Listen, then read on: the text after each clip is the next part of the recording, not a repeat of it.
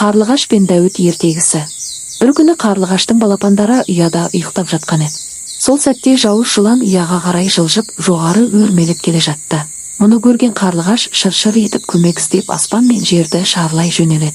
Алдымен ол көкекке келеді. Қарлығаш көмек сұрайды, бірақ көкек бүркіт қонаққа шақырған еді, соған барғалы жатырмын.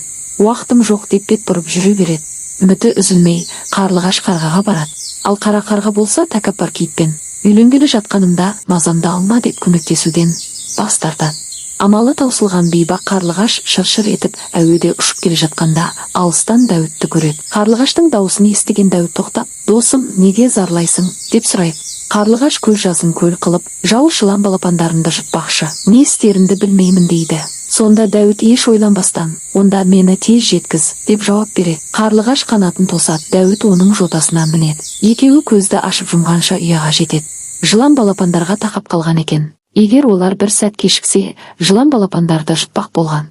Дәуіт жанкештілікпен шабуылдап, жыланның екі көзін тырнап ағызып жібереді. Жылан сылқ етіп жерге құлап, сол жерде мерт болады. Қарлығаш Дәуіттің ерлігіне шексіз риза болыпты. Сол күннен бастап екеуі айнымас досқа айналады.